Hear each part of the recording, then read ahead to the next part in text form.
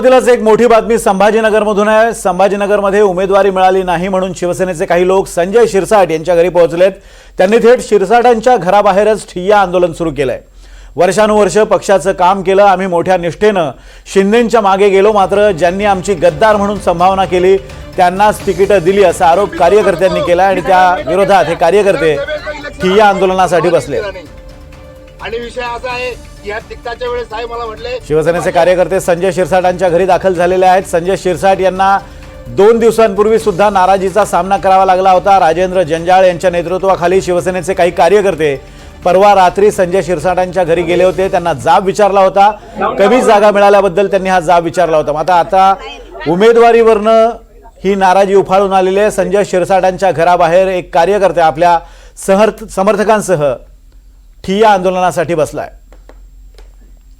मोहसिन शेख आपले प्रतिनिधी आपल्याला या संदर्भात अधिक अपडेट्स देत आहेत। मोहसिन, 2 ते 3 दिवसांपासून आपण बघतोय की संजय शिरसाट हे सातत्यानं शिवसैनिकांच्या टार्गेटवर आहेत। संजय शिरसाट यांनी जागा वाटपामध्ये योग्य ती भूमिका घेतली नसल्याचा आरोप काही कार्यकर्त्यांनी यापूर्वी केला होता, ज्यामध्ये राजेंद्र जंजाळ सुद्धा होते। आणि आता हे कार्यकर्ते तिकीट नाकारल्याचं म्हणतात। कार्यकर्त्यांचं म्हणणं काय आणि शिवसेना नेतृत्व याची दखल घेणार आहे का?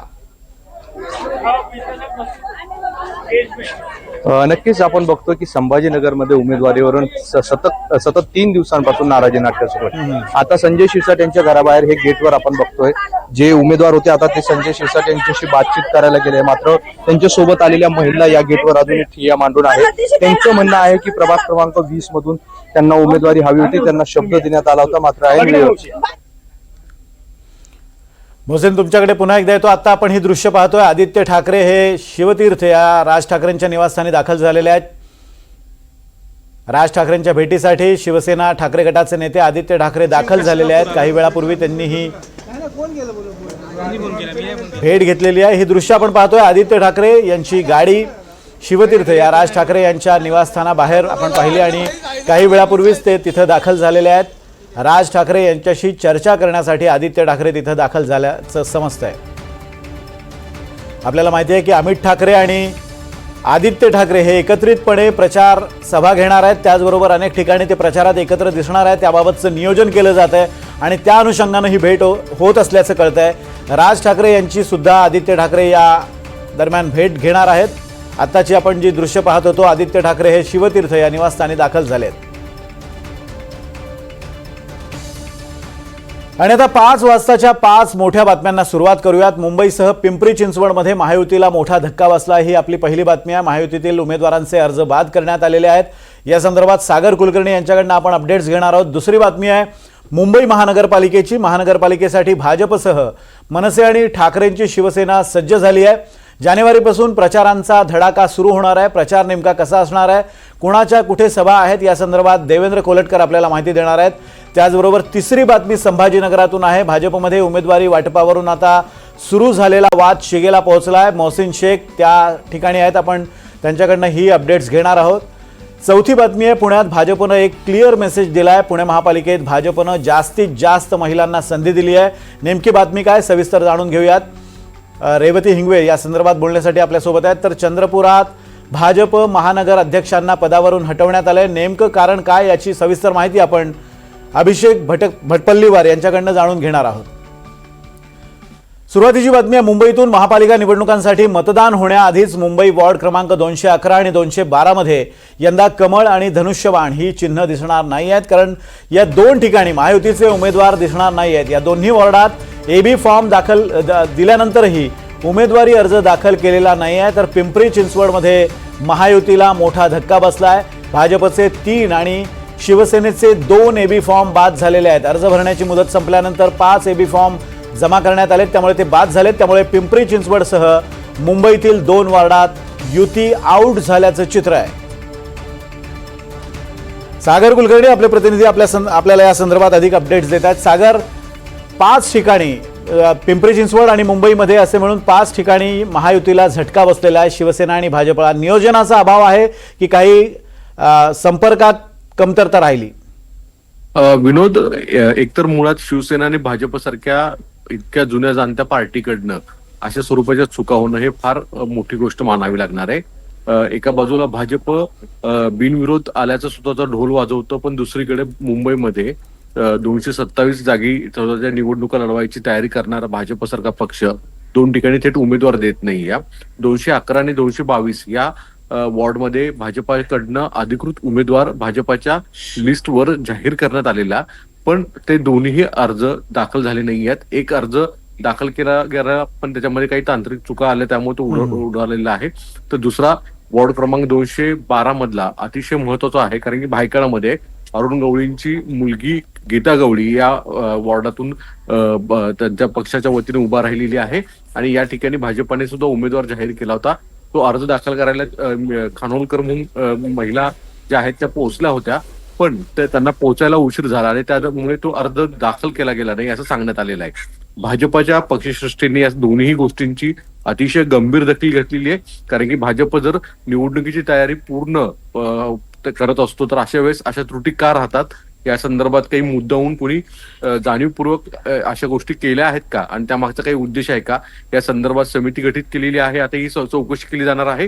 दुसरीकडे पिंपरी चिंचवड सारख्या भागामध्ये सुद्धा आपल्याला माहित आहे की काही अर्ज हे बाद झालेले आहेत. विशेष म्हणजे अपक्ष किंवा इतर प्रादेशिक पक्षांचे अर्ज बाद होणं हे समजू शकतो, पण भाजप जे निवडणुकीचे संपूर्ण तयारी करतात असं दावा करतात, सगळ्या त्यांच्या उमेदवारांच्या त्यांनी ऑलरेडी एक प्रशिक्षण घेतलेलं असतं की अर्ज कसे दाखल करायचे, तरी देखील हे अर्ज का बाद झाले याची देखील आता चौकशी केली जाणार आहे.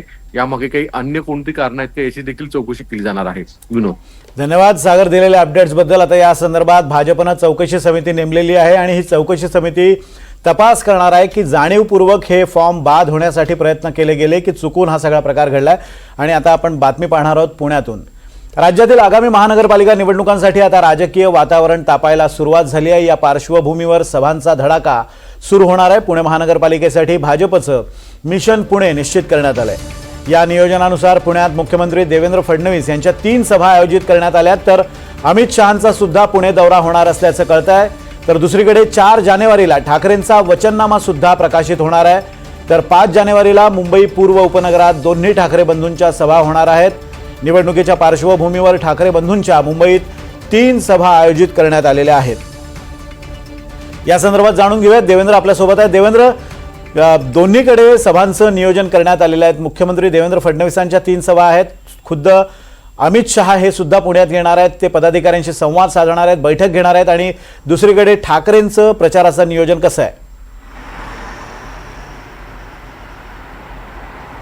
बिलकुल विनोदजी, पुणे असेल किंवा मुंबई असेल, दोन्ही ठिकाणी कुठल्याही परिस्थितीने सत्ता काबीज करायचा असा चंगच भाजप असेल त्यांनी बांधलेला दिसतोय. तर दुसरीकडे मुंबईमध्ये आपण बघितलेलं आहे की ठाकरे बंधूंनी देखील कंबर कसलेली आहे मुंबईच्यासाठी. मुंबईच्याबद्दलचं बोलायचं झालं तर दोन्ही ठाकरे बंधूंची एकत्रित 4 जानेवारीला पत्रकार परिषद होईल. या पत्रकार परिषदेच्या माध्यमातून त्यांचा वचननामा जो आहे जो जाहीर केला जाईल. या वचननाम्यामध्ये प्रामुख्याने मुंबईच्या विकासाबद्दलच्या काही गोष्टी असतील, त्याचसोबत मुंबईकरांना काय ठाकरे बंधू सोयी सुविधा देणार आहेत याची देखील माहिती असण्याची शक्यता व्यक्त केली जाते. त्याचसोबत प्रचाराचा नारळ जो आहे तो दोन्ही ठाकरे बंधू एकत्रित सभेच्या माध्यमातून पूर्व उपनगरामध्ये 5 जानेवारीला फोडणार आहेत. त्यासोबत पश्चिम उपनगरात एक सभा होईल, मुख्य शहरामध्ये मुंबईमध्ये एक सभा होईल आणि पूर्व उपनगर, अशा पद्धतीने 3 ठाकरे बंधूंच्या एकत्रित मुंबई सभा होणार आहे. जसा आपण पुण्याचा उल्लेख केला, पुणे असेल मुंबई असेल, या ठिकाणी देखील महायुतीने देखील कंबर कसलेली आहे.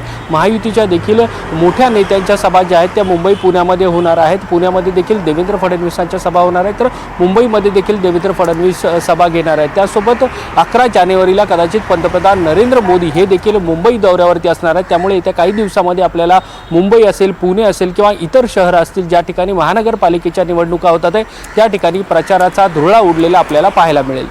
अगदी देवेंद्र, धन्यवाद दिलेल्या अपडेट्सबद्दल. आणि हा प्रचाराचा धुरळा आपण NDTV मराठीवर लाईव्ह पाहणार आहोत. अनेक नेते आपापल्या सभांमध्ये कोणते मुद्दे मांडतात हे आपल्याला पाहता येणार आहे. पुढची बातमी पुण्यातून आहे. पुणे महानगरपालिकेच्या निवडणुकीसाठी भाजपकडून उमेदवारांची नावं समोर आली आहेत. या उमेदवारांना भाजपकडून AB फॉर्मचं वाटप करण्यात आलंय. यादी जाहीर झाल्यानंतर पुण्यात भाजपनं एक क्लिअर मेसेज दिलाय, तो म्हणजे महिलांना अधिकाधिक उमेदवारी पुण्यात देण्यात आलेली आहे. पुणे महापालिकेत भाजपनं जास्तीत जास्त महिलांना संधी दिली आहे. महिलांच्या सशक्तीकरणाचा मुद्दा केवळ भाषणांपुरता मर्यादित न ठेवता प्रत्यक्ष निवडणुकीत अंमलात आणल्याचं भाजपच्या उमेदवारीतून समोर आलेलं आहे. रेवती हिंगवे आपल्या प्रतिनिधी आपल्या सोबत आहेत. रेवती, या माध्यमातून जवळपास 19 लाडक्या बहिणी म्हणजे महिलांना उमेदवारी भाजपनं दिलेली आहे. ही रणनीतीचा हा भाग आहे की त्या ठिकाणच्या महिला प्रबळ असल्यामुळे हा निर्णय घेण्यात आलाय?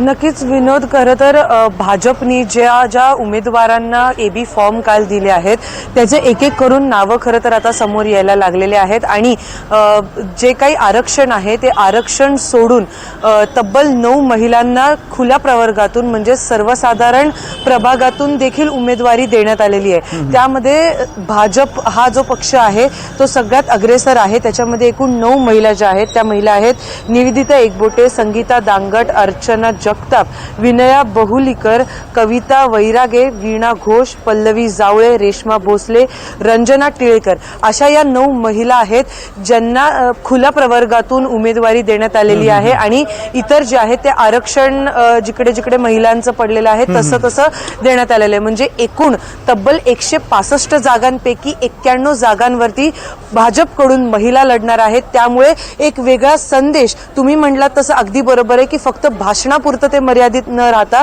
आता भाजपने महिला सशक्तीकरणाचा एक मोठा संदेश यातनं दिलेला आहे. आगामी पुणे महानगरपालिकेच्या निवडणुकांमध्ये तब्बल 165 जागांपैकी 91 महिला या निवडणुका लढवणार आहेत आणि त्यामध्ये फक्त आरक्षण मधल्या महिला नसून जे खुले प्रवर्गातले जिकडे पुरुष देखील लढू शकतात अशा ठिकाणी त्या पुरुषांच्या पत्नींना संधी न देता जे कार्यकर्ते आहेत जे अनेक वर्षांपासून पक्षामध्ये काम करतात त्यांना संधी ही भाजपने दिलेली आहे. विनोद, धन्यवाद रेवती दिलेल्या अपडेट्स बद्दल. आपण बघतोय पुण्यामध्ये महिलांना सर्वाधिक संधी भाजपनं दिलेली आहे. 91 जागी महिला उमेदवार उभे करण्यात आलेले आहेत आणि 9 जागा अशा आहेत जिथं पुरुष उमेदवार असताना सुद्धा महिलांना संधी देण्यात आलेली आहे. पुढची बातमी आपण संभाजीनगरातनं पाहणार आहोत. छत्रपती संभाजीनगरमध्ये महायुती तुटल्यानंतर भाजपमध्ये उमेदवारी वाटपावरून सुरू झालेला वाद आता शिगेला पोहोचलाय.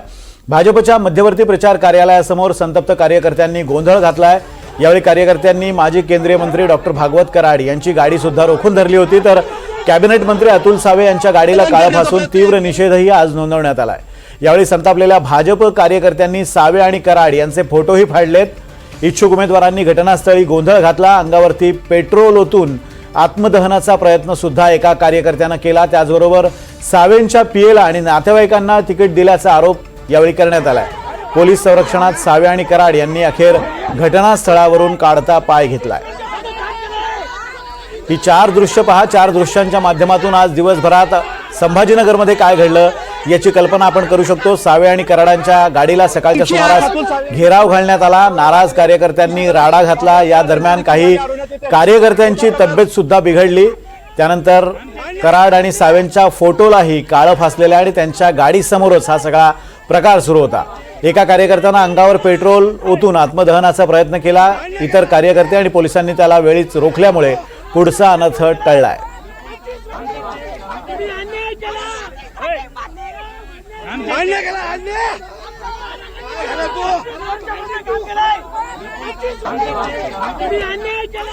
आणि आता बातमी चंद्रपुरातून आहे. चंद्रपूर महापालिकेत हाय व्होल्टेज ड्रामा पाहायला मिळतोय. चंद्रपूर भाजपचे महानगर अध्यक्ष सुभाष कासनगोट्टुवार यांना आज तडकाफडकी पदावरून काढण्यात आलंय. महापालिका निवडणुकीसाठी प्रदेशाध्यक्षांनी अंतिम केलेली यादी कासनगोट्टुवार यांनी आपल्याच मतानं बदलून 10 पेक्षा अधिक उमेदवार बदलून टाकले. त्यामुळे भाजपमध्ये एकच गोंधळ निर्माण झाला असून हा गोंधळ पक्षाला डोकेदुखी ठरण्याची शक्यता आहे. त्यामुळे ही कारवाई करण्यात आलेली आहे. भाजप महानगर अध्यक्षांना तडकाफडकी बदलण्यात आलेला आहे. अंतिम केलेली यादी अखेरच्या क्षणी कासनगोट्टुवारांनी बदलली आणि त्यामुळे त्यांना महानगर अध्यक्षपदावरून हटवण्यात आलंय. चंद्रपूरमध्ये त्यामुळे ऐनवेळी गोंधळ निर्माण झाला. जवळपास 10 उमेदवार असे होते ज्यांची यादीत नावं होती. त्यांची नावं वगळून इतर 10 जणांची नावं यांनी त्या यादीमध्ये टाकली. त्यामुळे फॉर्म भरताना मोठा गोंधळ उडाला आणि त्याची त्यांना शिक्षा देण्यात आलेली आहे. उचलबांगडी तातडीनं करण्यात आलेली आहे. त्यांना महानगर अध्यक्षपदावरून हटवण्यात आलंय. निवडणुकीसाठी अंतिम केलेली यादी बदलण्यात आली. चंद्रपूर महापालिकेत हा हाय व्होल्टेज ड्रामा पाहायला मिळाला आहे.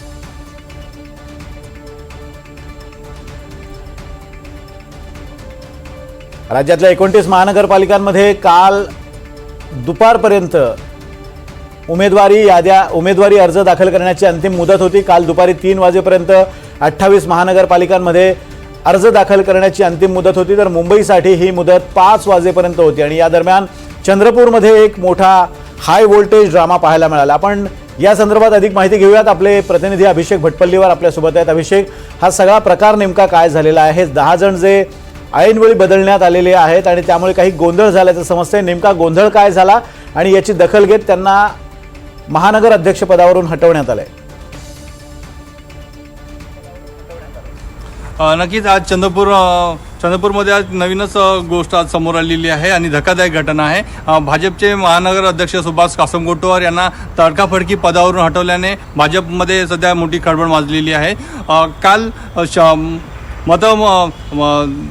नामांकन दाखल करण्याच्या शेवटच्या दिवशी भाजपकडून अनेक उमेदवारांचे जे आहे नाव बदलण्यात आले होते. प्रदेशाध्यक्षाकडून जी यादी आली होती त्या यादीमध्ये असलेल्या नावांच्या ऐवजी अध्यक्षांनी ते नाव बदलवत त्यांना दुसऱ्यांना उमेदवारी दिली. जवळपास 10 ते 12 असे उमेदवार होते की त्यांचं नाव प्रदेशाध्यक्षाच्या यादीमध्ये नव्हतं. त्याच्यामुळे प्रदेशाध्यक्षांनी त्याची गंभीर दखल घेत आज कासमगोटवार यांना तात्काळ तडकाफडकी त्यांची बदल करण्यात आला. त्याच्यानंतर किशोर जोरगेवार यांची संपर्क करण्याचा प्रयत्न केला, परंतु किशोर जोरगेवारही तात्काळ मुंबईकडे रवाना झालेले आहेत. आणि असा ऐन निवडणुकीच्या तोंडावरती भाजपमध्ये सुरू असलेला हा गोंधळ जो आहे पक्षाला डोकेदुखी ठरण्याची शक्यता व्यक्त केली जात आहे. विनोद सर, धन्यवाद अभिषेक दिलेल्या अपडेट्सबद्दल. आपण बघतोय चंद्रपुरातला हा सगळा गोंधळ आहे आणि त्यानंतर ही कारवाई झालेली आहे.